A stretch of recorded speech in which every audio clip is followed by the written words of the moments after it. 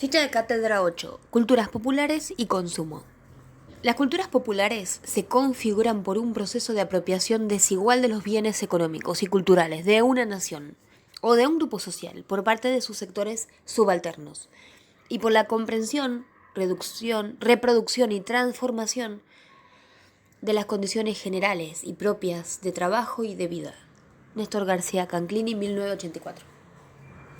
El presente artículo expone la perspectiva teórica de la antropología social a través de uno de sus principales referentes, Néstor García Canclini, en el debate sobre el concepto culturas populares, el cual se analiza en su formación y en su cruce con el consumo, desde una perspectiva neomarxista. Se visibiliza la complejidad de la noción de dicho concepto, así como las distintas significaciones y sentidos que ha tenido el mismo, su utilización y su direccionamiento transformador, entendiendo que estos insumos teóricos están diseñados y pensados como herramientas para reflexionar sobre las representaciones simbólicas y accionar sobre la sociedad. Se expone el análisis de cómo se forman las culturas populares, haciendo hincapié en la desigualdad de la producción y el consumo, detallando 4 dimensiones que plantea el autor para definir consumo, como también su relación con la producción cultural de necesidades y el concepto de posmodernidad, ligado al de hibridación, que García Canclini utiliza para definir la cultura popular.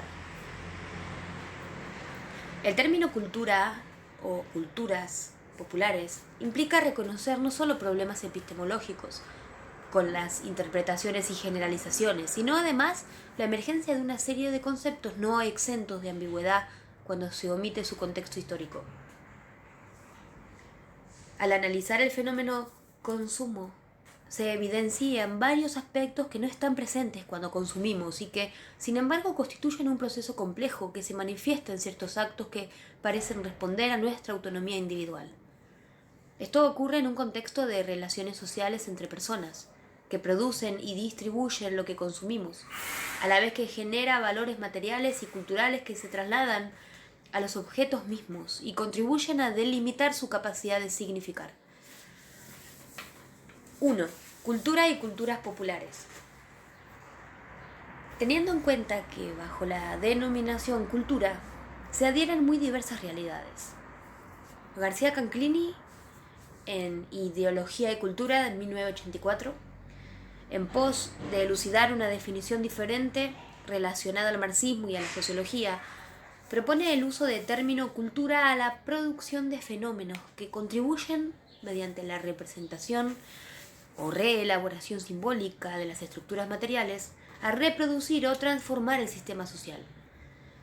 Analizando este párrafo, podríamos decir que para una concepción neomaterialista, la cultura no es solamente expresión, creación o representación, sino que está incluida dentro de un proceso social de producción y reproducción, material y simbólico. De esta manera, la producción cultural surge de las necesidades globales de un sistema social y está condicionada por él. En las sociedades hay una organización material propia para cada producción cultural que hace posible su existencia y le da razón de ser. Es importante considerar que dicho proceso de producción posee varios pasos: producción, circulación y recepción. Ahora bien, enfocándonos en las culturas populares, podemos decir que también se producen, pero se configuran por un proceso de apropiación desigual de los bienes económicos y culturales de una nación o de un grupo social, por parte de sus sectores subalternos. Destacando que la desigualdad de base plantea relaciones de diferenciación entre sectores hegemónicos y subalternos, existiendo una elaboración propia de su manera de vivir que los diferencia, y de una interacción conflictiva entre sectores que los posiciona en un enfrentamiento que no siempre es evidente. Esto quiere decir que la cultura popular es el resultado de un distanciamiento social, diferenciación, que se compone con lo que el pueblo genera por y para sí mismo, y la popularidad será definida por su uso en una posición relacional marcada por la desigualdad.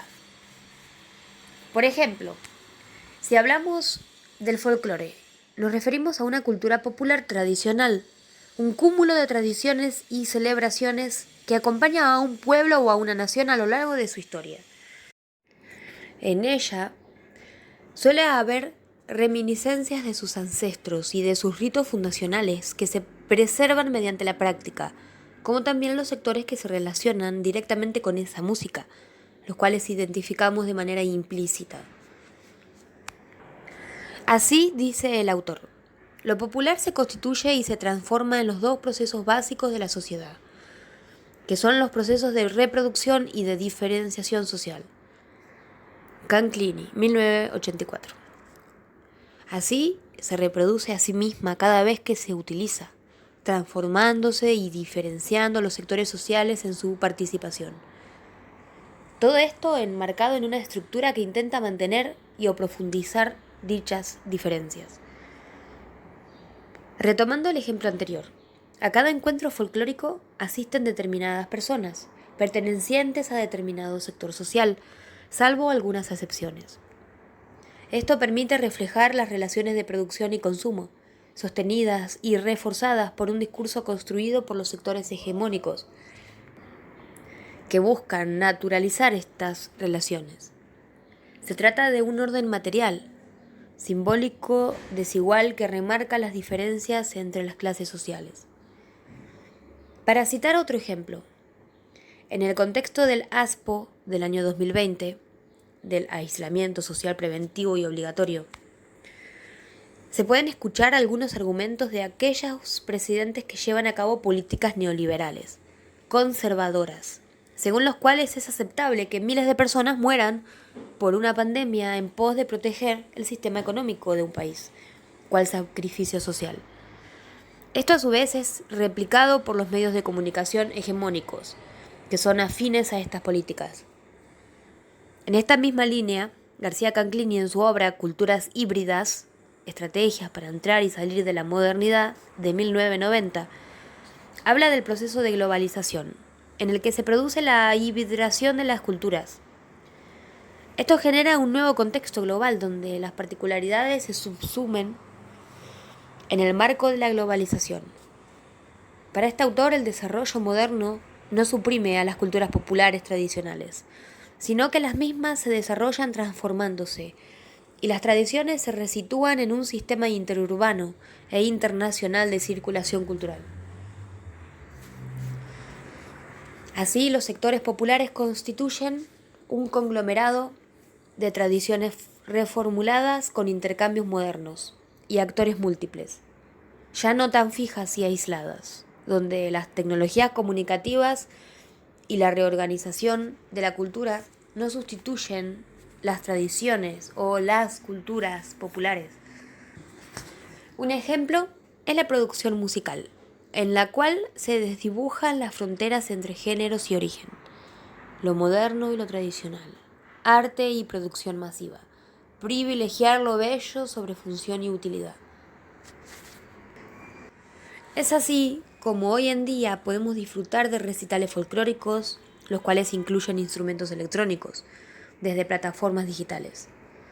Este género musical admite la remodelación de su cultura, incorporando como proyecto propio los cambios modernizadores, estableciendo formas híbridas de existencia de lo popular. 2. El lugar del consumo en la conformación de las culturas populares. Por último, en este proceso de producción de las culturas populares, debemos analizar el papel que cumple el consumo, entendido como el punto final de todo el ciclo de reproducción social del capital. Si no hubiera consumo, el capital no se reproduciría. El consumo abarca los procesos sociales de apropiación de los productos y, por tanto, de lucha entre las clases por participar en la distribución. Canclini, 1984. Esto quiere decir que el consumo se concibe como el lugar en donde las clases sociales manifiestan una conflictiva relación en torno a la distribución de bienes y la satisfacción de sus necesidades. Pero antes de seguir ahondando en el consumo, debemos aclarar, según el autor, la concepción naturalista de las necesidades y la concepción instrumentalista de los bienes. Partamos aclarando que para Canclini no hay necesidades como atributos naturales, ni siquiera comer, dormir, beber, ya que pueden ser satisfechas de muchas maneras, recursos y hábitos diferentes. La necesidad surge porque las estructuras sociales nos habitúan a necesitar de una cierta manera. Es decir, es un producto cultural que psicológicamente nos estructura, nos lleva a naturalizar y ello nos da una relativa seguridad. Esta naturalización también se aplica y tiene un correlato con la concepción instrumentalista de los bienes que critica el autor. La idea de que los bienes serían producidos básicamente por su valor de uso, dejando de lado el valor de cambio y el valor simbólico. Entonces, pensar que las pautas de consumo nos pueden decir más sobre las relaciones sociales contemporáneas, tales como diferenciación social, construcción identitaria, poder hegemónico, producción, señalan que el consumo parece abordar tanto las necesidades materiales como la producción simbólica. Esto es la producción de significado y su relación con el poder. Por ello, si no abordamos la complejidad de los sistemas de consumo como una totalidad, no podremos entender sus pautas, las relaciones sociales que se producen, reproducen y transforman en el consumo, ni la construcción del significado social o las formas de distinción social y de diferenciación que surgen en torno al consumo.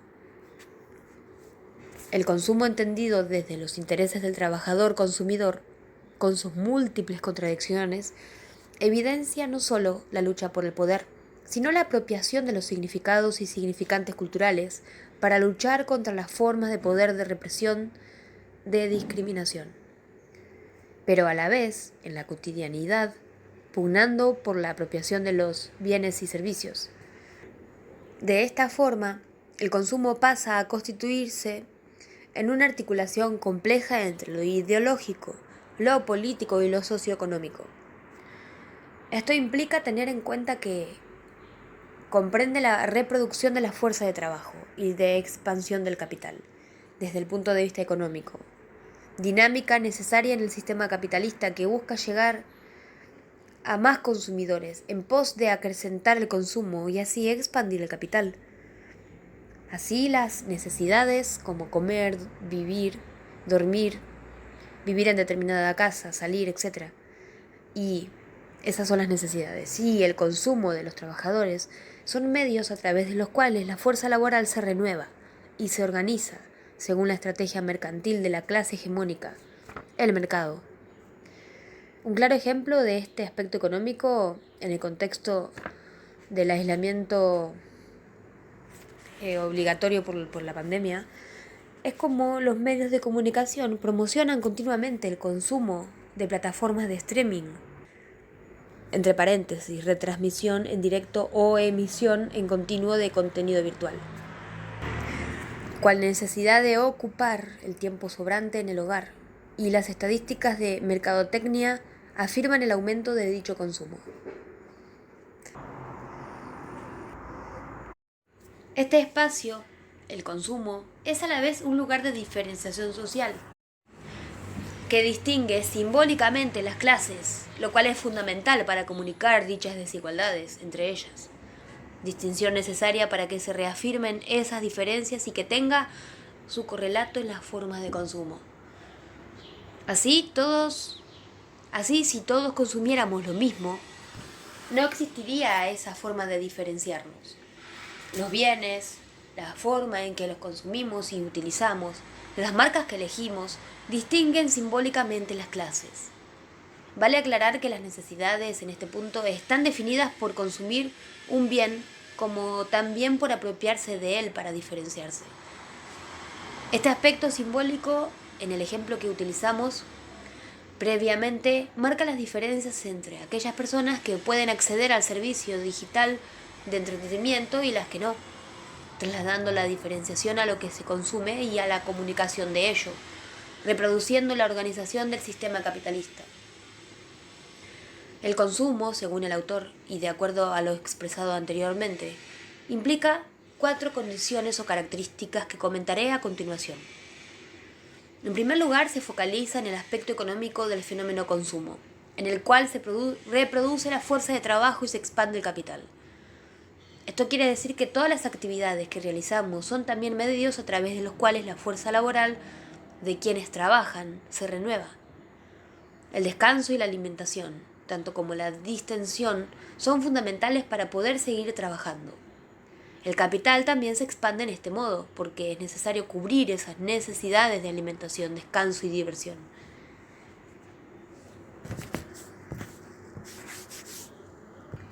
En segundo lugar, el consumo es donde se da la diferenciación social y distinción simbólica entre las clases, la cual es necesaria para reafirmar dicha diferenciación, como pertenencia a un estrato social. La diferencia entonces se traslada a la forma en que se consumen los bienes y a la forma en que nos apropiamos de ellos, qué marcas se usan, qué comida se come, etc. Hablamos de un sistema complejo que en su funcionamiento incluye la integración de los diversos sectores sociales y la comunicación de su estructura. Esto quiere decir que el consumo debe comunicar algo comprensible para que funcione como un instrumento de diferenciación entre los grupos sociales, ya sean los de pertenencia como los otros. Así, en este espacio de diferenciación social, las clases se distinguen simbólicamente unas a otras, unas de otras. En tercer lugar, establece un sistema de comunicación, de integración cultural y social, ya que todos los miembros de una sociedad comparten los significados atribuidos a los bienes de consumo. Canclini menciona que consumir es intercambiar valores, significados culturales y sociales. Entre algunas de las finalidades del consumo, en relación a esta propuesta teórica del autor, podemos mencionar no solo la de obtener bienes para satisfacer necesidades, sino también la de dar un mensaje, definir ciertos significados y valores compartidos socialmente, lo cual lleva a formar ciertas identidades sociales. Así, consumir en cierto restaurante me identifica en una posición social, me diferencia de aquellos que no son clientes. Comunica al otro que ese es mi lugar y no solo satisfago mis necesidades de alimentarme. Esta dinámica que configura identidades colectivas, según Canclini, genera en los grupos cierta dependencia psicológica y afectiva respecto de esos bienes. Desde esta visión sociocultural y siguiendo con nuestro ejemplo de usar una plataforma digital, además de servir como entretenimiento, también comunica determinado código de pertenencia. Puedo pertenecer al grupo que ve determinada serie, que además de un mensaje, da un mensaje a todos porque se comparte y comenta en las redes sociales. En cuarto lugar, todo este complejo proceso se ofrece como lugar de objetivación de los deseos. Análisis psicológico que refiere a que aquello que se consume, de alguna manera, se relaciona con aquello que deseo, el cual moviliza a consumir y se relaciona con varios objetos, a diferencia de las necesidades que poseen un objeto como fin. Los medios publicitarios se encargan de crear la ilusoria relación entre el deseo y los objetos a consumir, mediante estudios de mercado y con los medios de comunicación como herramienta privilegiada. 3. Consumo y hegemonía. Este análisis sobre el consumo sirve para entender cómo se construye la hegemonía en una relación dialéctica entre hegemoneidad y diferenciación social. Es decir, que una clase social dominante se vuelve hegemónica, legítima, a partir del consenso de los sectores subalternos. Y ese consenso requiere que el ámbito social definido por la clase hegemónica, producción, circulación y consumo, sea aceptado por las clases subalternas como campo de lucha. También que la lógica de esta lucha sea la apropiación diferencial de la producción del capital material, simbólico, es decir, los bienes y su significado. También se requiere que en esa lucha las clases subalternas partan por un hándicap insuperable. Es decir, que partan con un capital familiar y escolar que los posicione siempre en desventaja, entendiendo que la educación, entre otros factores, es fundamental en la reproducción de la desigualdad social. Y que ese hándicap, esa desventaja, debe ser ocultada, invisibilizada. Canclini, 1984. En conclusión, el presente artículo ha situado ciertos conceptos sobre la conformación de las culturas populares, desde la visión de la antropología social, que son claves para comprender sus dinámicas, como así también aportar a la desconstrucción de aquellas concepciones que están naturalizadas. Esto solo puede entenderse históricamente como parte de luchas sociales y culturales y de prácticas cotidianas de representación y resignificación, en un contexto postmoderno, donde la hibridación cultural responde a procesos de globalización. Entre los fenómenos que derivan de las mencionadas luchas sociales se destaca el consumo, como principal lugar de expresión de las relaciones sociales, su reproducción y diferenciación, tomando en cuenta la crítica que realiza García Canclini al concepto de naturalista de necesidades y a la concepción instrumentalista de los bienes, implícitos en las luchas por la apropiación de bienes entre sectores hegemónicos y subalternos.